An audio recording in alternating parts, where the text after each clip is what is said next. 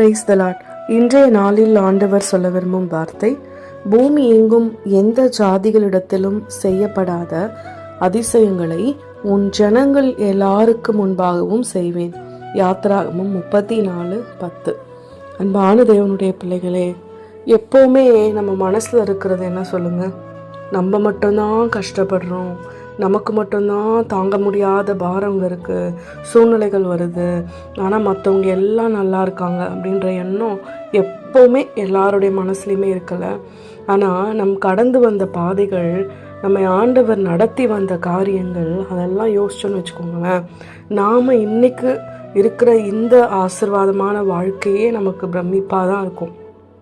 ஏன்னா ஆண்டவர் ஒன்றுமே இல்லாத சூழ்நிலைகளை எல்லாம் நம்மளை கைவிடாமல் பாதுகாத்துட்டு வராருங்க. அதே போல் எல்லாருக்கும் தர மாதிரி ஆசீர்வாதத்தை கொடுக்கறதுக்கு நம்மளும் மற்றவங்களும் அப்படியே ஒன்றும் இல்லைல்ல.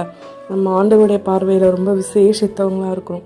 அதனால தான் சொல்கிறாரு, இந்த பூமியில் யாருக்குமே கிடைக்காத ஆசீர்வாதங்களை, அதிசயங்களை, அற்புதங்களை, ஐஸ்வர்யங்களை நான் உனக்கு செய்வேன் அப்படின்னு சொல்லியிருக்காரு. அப்போது நம்ம அதுக்கேற்ற ஆயத்தத்தோட நாம் கேட்குற வசனங்களை ஒரு சின்ன ஊழியம் மூலயமா எல்லாருக்கும் இதை அனுப்பலாம். இந்த வார்த்தைகள் மற்றவங்களுக்கு ஆறுதல் படுத்துகிற விதமாக இருக்கும், அவங்களுடைய இருதயத்தை தேற்றுற விதமாக இருக்கும். எனவே நம்மளால் முடிஞ்ச ஒரு சின்ன ஊழியத்தை செஞ்சு நாமும் அற்புதங்களை, அதிசயங்களை பெறலாம். ஆமென்.